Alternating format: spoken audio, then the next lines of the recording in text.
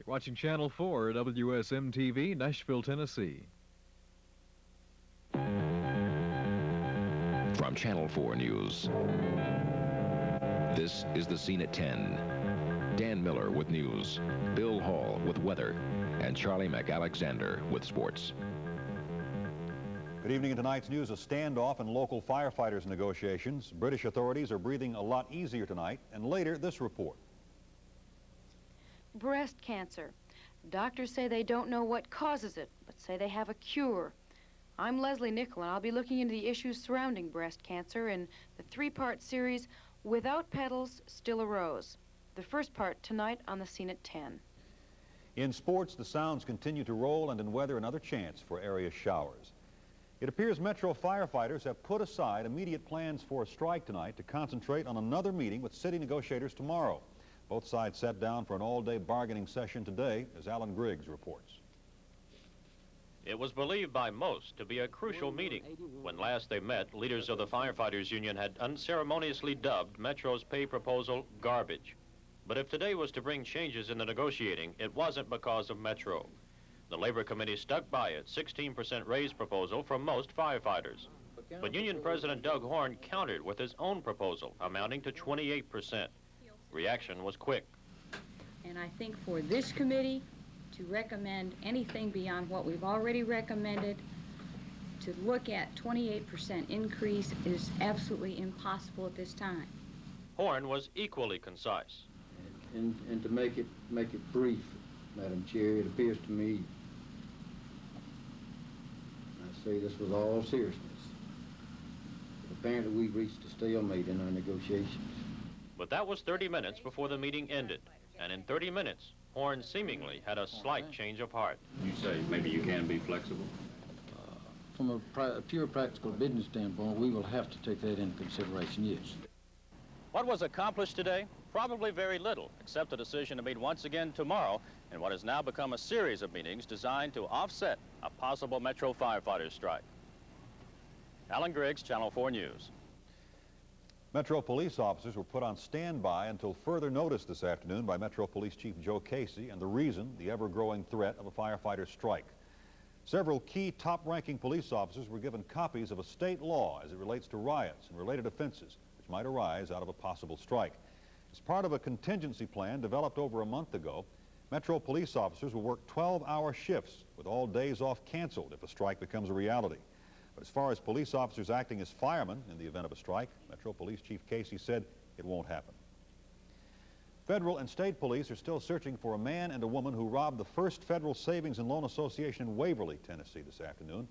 Federal investigators were called in after it was learned that Al Greer, the lending institution's president, had been kidnapped at gunpoint when the couple made off with an undisclosed amount of money. Greer was eventually freed unharmed and was able to walk back to the Savings and Loan building.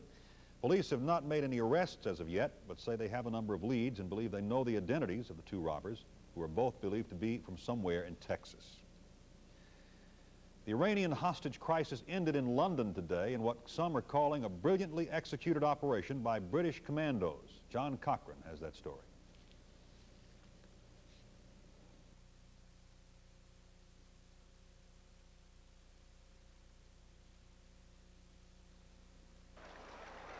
Stretcher bearers, protected by police sharpshooters, scurried to the front steps of the Iranian embassy shortly before dark.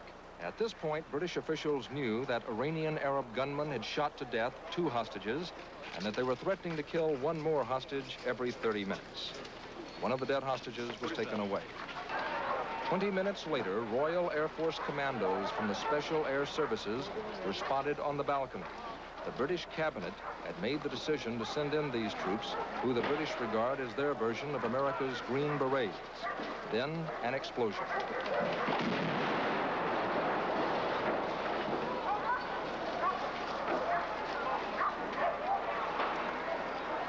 British officials have still not said who set off the explosion, but apparently the Air Force commandos did. There was gunfire inside and outside the embassy as police tried to provide cover for the military units. Within half an hour, it was all over. 2 surviving Iranian Arab gunmen were led away. 1 was wounded. 3 other gunmen had been killed. Then the hostages were taken out, 19 of them. British feel they have taken considerable risks in protecting Iranian diplomats. But so far, no British official is predicting that what happened here tonight will help the American hostages in Iran. John Cochran, NBC News, London. And NBC News will have a special report on the London story following this newscast. We'll have more news as the Scene at 10 continues after this.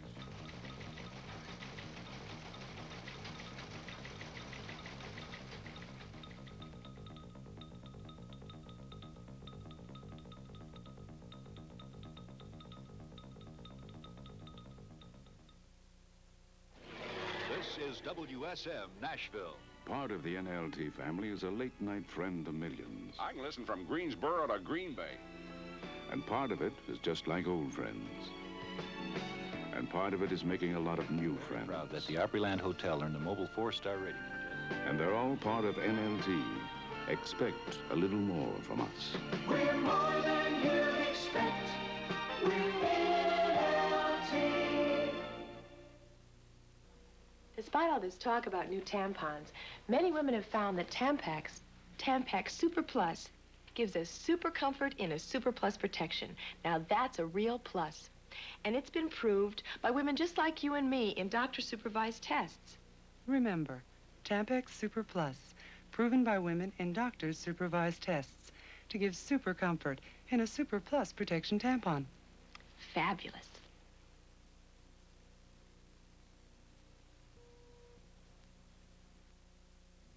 I'm Sam McPherson. I've never run for public office before, but I'm a candidate for county clerk on your ballot Tuesday. As a family man, I understand the pressure of inflation on everyone today. That's why I've developed a plan to cut the cost of local government. But I need your help. The ballot may be confusing on Tuesday. My name is the last name on the ballot. I'm Sam McPherson. I'm asking for your vote.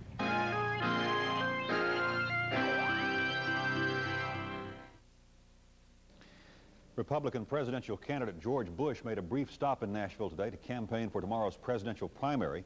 Bush told supporters he was not optimistic about tomorrow's primary, but said he would continue his campaign because the voters want a choice other than Reagan or Carter. Bush stopped in 3 other Tennessee cities today as part of a whirlwind tour of the state. And with the state primary coming up tomorrow, tonight we take a look at Carroll County, a county that traditionally reflects how the voting will fare statewide. Don Mosley has a report. Of the 600,000 Tennesseans expected to vote in tomorrow's presidential primary, the median voting age will be 42.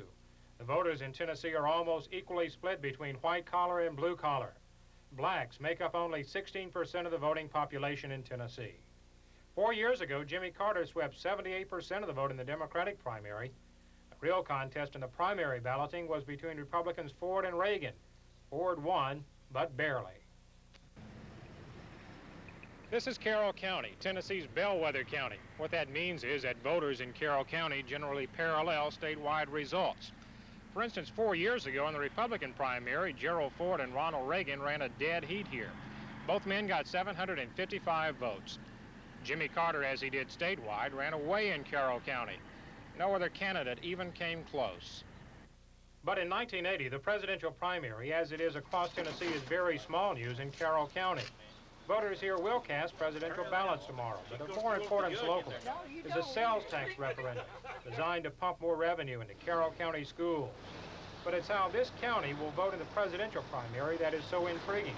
Voters here do miss sometimes, but not often.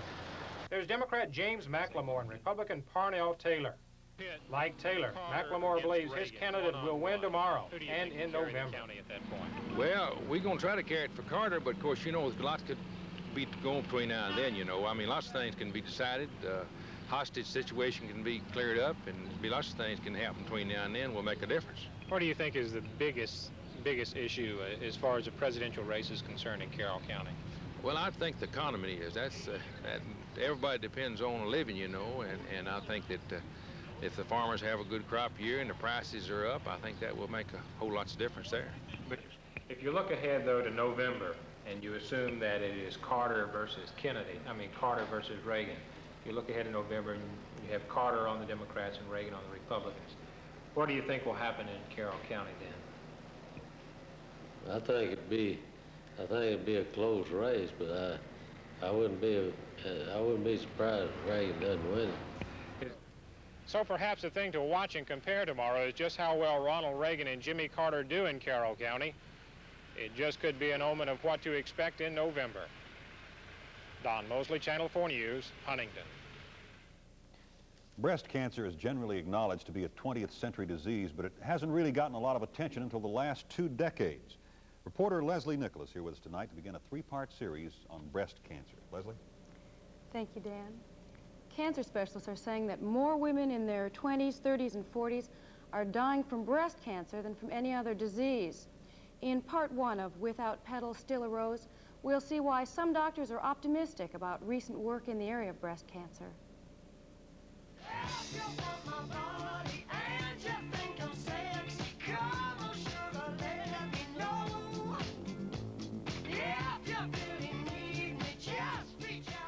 Within our society, we have tended to elevate the female breast to a position that perhaps it's not found as frequently in some of the older cultures.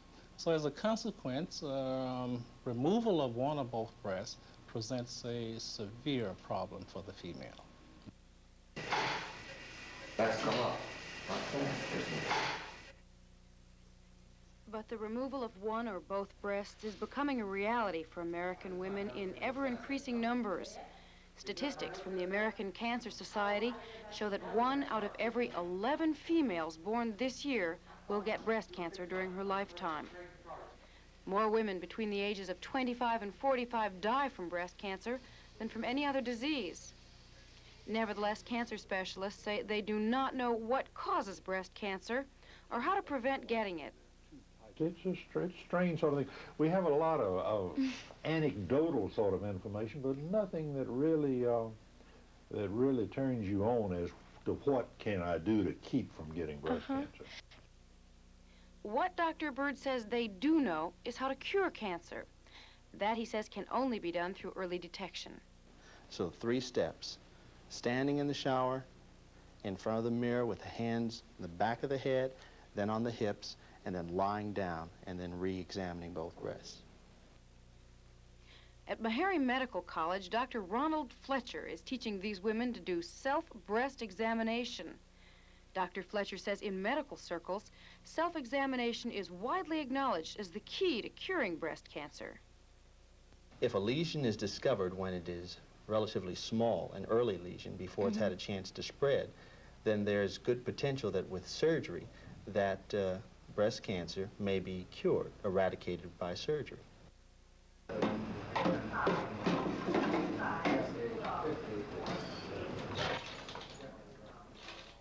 Mammography is another method doctors are using to discover breast cancer. Basically, a mammogram is a breast X-ray.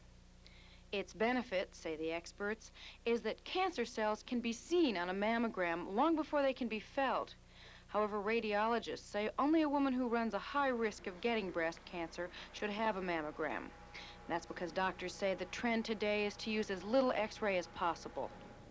Surgery is usually the next step after a tumor is discovered. Tomorrow night, we'll take a look at what's being done in the way of breast cancer surgery.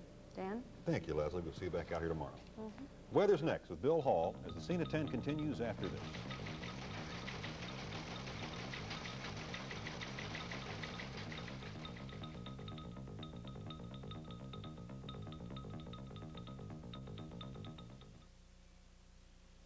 Here's why soybean growers believe in Treflan. It's the one you can always count on. Treflan's the one that gets my crabgrass and my pigweed. It's the one that won't leach out just because of a little rain. Treflan's the one I'm sticking with. Treflan's the one I'm switching to. Treflan's the one I really believe in. It's confidence you get. Treflan. Treflan.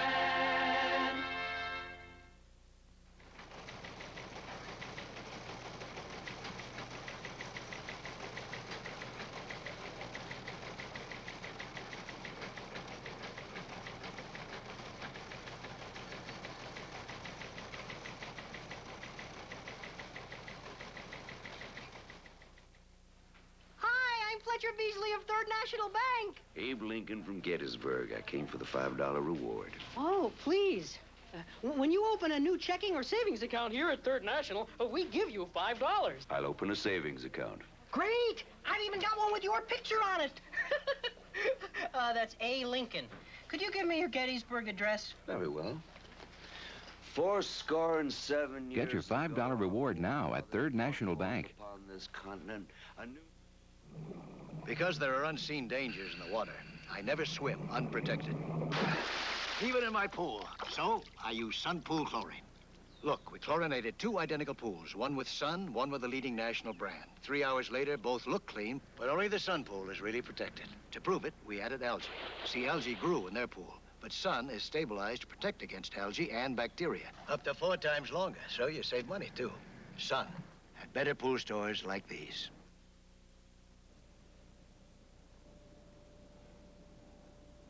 Here's Bill. What was he saying? Our weatherman. What'd you want, Who Frank? knows? Frank Lilly was trying to say Frank Lilly something. wishes he was up here. He misses when you're not off. I'm sure he does. You take off some.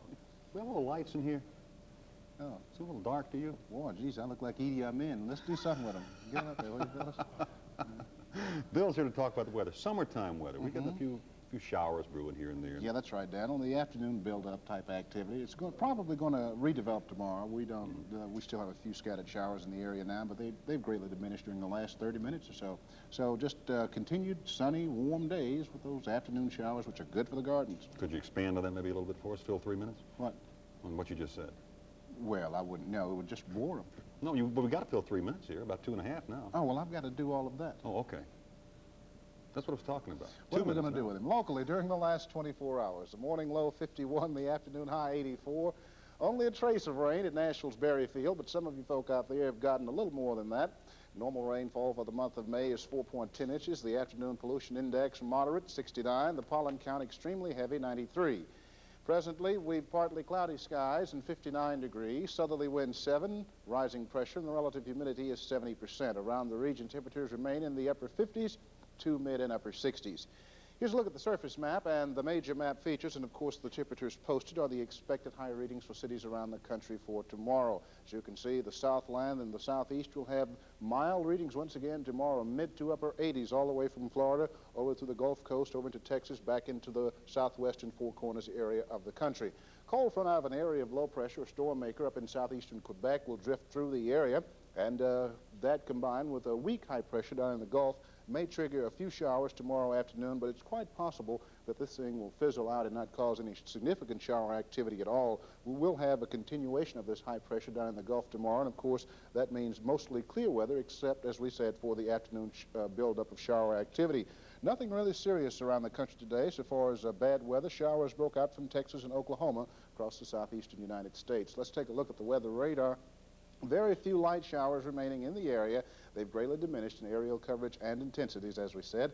And we've 64 degrees here at WSM. The forecast for tonight, mild with a few area showers, westerly wind 5. We expect an overnight low of 53 degrees. Partly cloudy tomorrow with the possibility of more area showers, the high 78, the low by sunrise on Wednesday morning 50, northwesterly wind 15 miles per hour as that front moves through the area. 5-day forecast, partly cloudy Wednesday, 50-73. Showers Thursday afternoon, Thursday night, 49-80. Showers more likely on Friday, 50 and 75. Now, we're doubtful about Saturday at this point. We're going to go with partly cloudy, but we may have to revise that to include showers for Saturday, 49-77. At 7:30 tomorrow morning, we don't think we'll have any area fog. Partly cloudy and about 55 degrees. Okay, looks good. Thank you, Bill. We'll be back with Charlie Mack and sports as the Scene at 10 continues after this.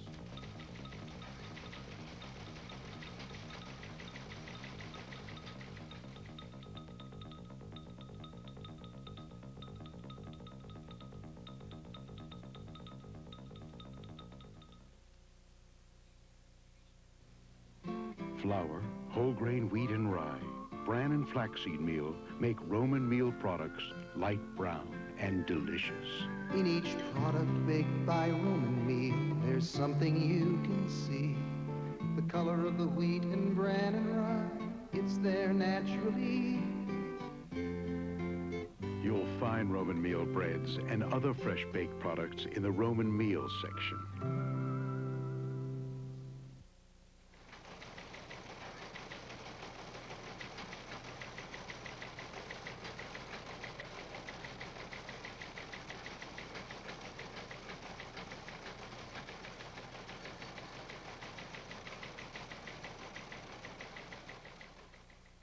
J.A. Reese Company presents That's a Butler Building?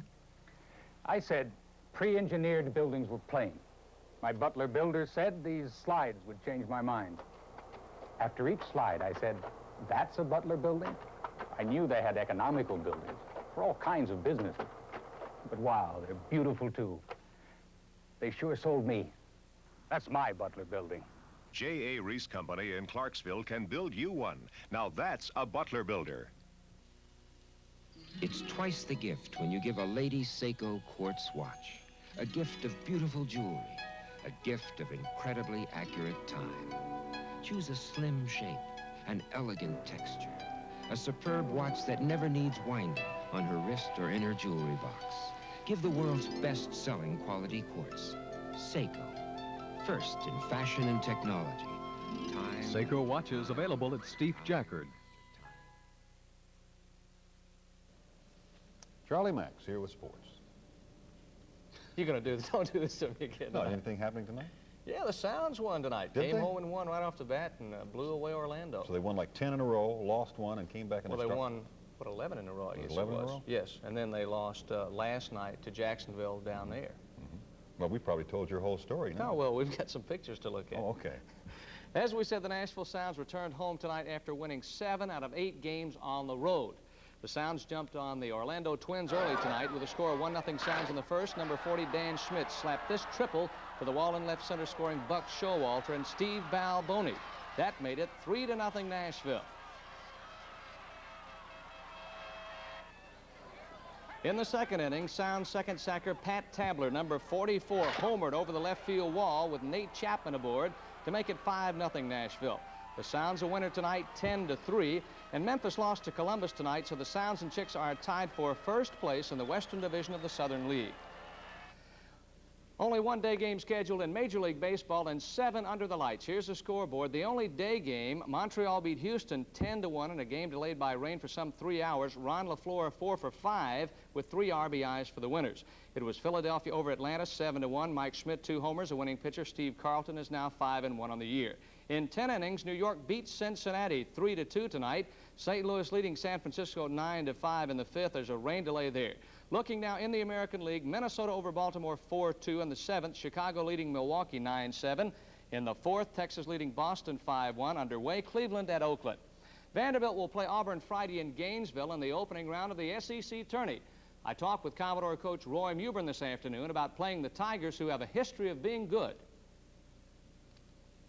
Well, they're a good club. Paul Nix does a good job down there. They have a lot of talent, and they just have they have a background of having good baseball there, and that kind of thing breeds good baseball. You can tend to win. Winning breeds winning, and I certainly hope that's something that's going to happen here at Vanderbilt. We're going to, maybe in the future we can continue to win, and maybe winning breeds winning, and I hope that's what's happening here. X-rays on the left arm and hand of Kentucky Derby winning jockey Jacinto Vasquez proved negative today after he was thrown from a horse at Aqueduct Racetrack in New York. Initial reports said Vasquez broke his left hand in the fall. Doctors say he may resume riding almost immediately, and that means he would be able to ride Genuine Risk in the May 7th Preakness if the fillies owners decide to enter her in the second jewel of horse racing's Triple Crown. In golf, Houston Open winner Curtis Strange indicated today that the luxury of yesterday's $63,000 paycheck will enable him to trim his tourney schedule. He will play, however, in this week's Byron Nelson Classic in Dallas, Texas. And once again, Strange will be dealing with Lee Trevino and his band of followers. Trevino wiped out Strange's 6-shot lead in the final round of the Houston Open before settling for his second straight runner-up finish and his 11th second-place finish in 2.5 years. By watching Supermex during the PGA season so far, you get the feeling, or at least I do, that Trevino is headed for a big year. Coming into the Houston Open, Lee was second on the money list this season, and there's plenty of golf left, as you know. If Trevino wins the Byron Nelson Classic this weekend, then he just could be on the way to more victories in the 80 PGA Tour. Then Nelson just could be the catalyst. Former NFL All-Pro kicker Roy Girella signed a 1-year contract with the St. Louis Cardinals today. Girella became a free agent last year after appearing in 2 games with the San Diego Chargers. He had been placed on waivers by the Pittsburgh Steelers before the '79 season, and he had spent 8 years with Pittsburgh and became their career leading scorer and helping them to 3 Super Bowl wins. And finally, Former Clemson football coach Red Parker will be the advisor to the Vanderbilt football staff this fall. So he'll stay right on He'll through. stay along, yeah. He's in Arkansas now, but he'll come back this summer. Okay. Thank you, Charlie. More news coming up as the Scene at 10 continues after this.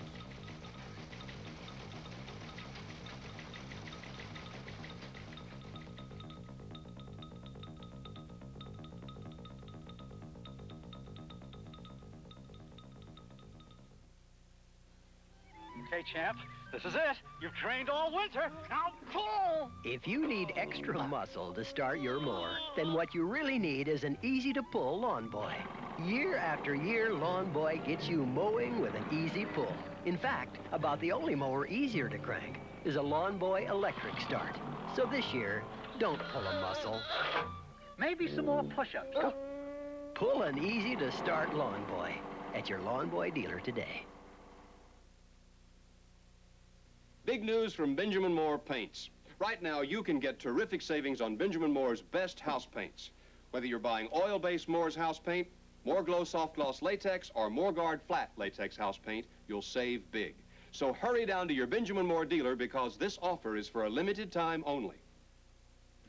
Buy 1 gallon, get the second half price. Now on sale at Columbia Paint and Wallpaper in Columbia and Edwards Decorating Center in Lebanon. We bought a high-mileage Mercury. Yeah, and we're proud of it. If you think only imports give you high gas mileage, think again. These Mercury Zephyr cars and wagons get about the same mileage ratings as Toyota Corona, yet Zephyr has more room inside for your family and is sticker priced over $300 less. Zephyr, it's a high-mileage car built in America from Lincoln Mercury.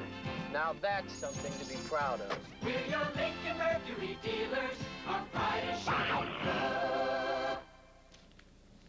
These stories are making today's news headlines. It appears Metro firefighters have put aside immediate plans for a strike tonight to concentrate on another meeting with city negotiators tomorrow. Federal and state police are still searching for a man and a woman who robbed the First Federal Savings and Loan Association in Waverly this afternoon. And British commandos raided the Iranian embassy in London today after Iranian Arab gunmen started killing hostages. The terrorists killed 2 captives, and the commandos killed 3 gunmen in retaking the embassy. Early this morning, a bomb went off in the car of a Nashville Marine recruiter at 2131 Apartments. Police were called to the scene when the owner of the car, Sergeant Ronnie Sloan, notified them he had found some wires attached to his car. No one was hurt in the explosion, however. Police did evacuate one apartment building to search for additional explosives. Sloan said his car had been vandalized several times before today's incident. President Carter said today the U.S. will accept tens of thousands of Cuban refugees with open arms. But the president criticized Fidel Castro for what he called an inhumane approach toward those who want to leave Cuba. Carter made those statements today in Washington, addressing the League of Women Voters. And if you can get a penny for your thoughts, government money officials are offering their thoughts for your pennies. Their main thought is that millions of Americans appear to be hoarding their pennies for some unknown reason. For one thing, the demand for pennies began to increase several months ago when the price of copper began to rise, reaching a peak of $1.42 a pound. And the Federal Reserve figures that at that price, the copper content of a penny is becoming, if you'll pardon the expression, worth its weight in gold. They may be exaggerating just a bit. That's the Scene at 10. Thank you for watching, and good night. Everyone, please rise.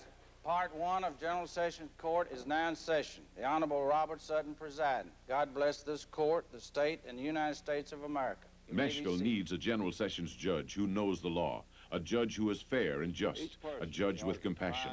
Bob Sutton knows the law. He's a fair and just man, and he stands up for the little man. Nashville needs Bob Sutton as General Sessions judge. Vote for Bob Sutton for General Sessions judge, Part 1, on May 6th.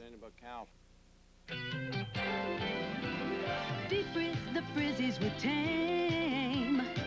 All kinds of frizzies were tame.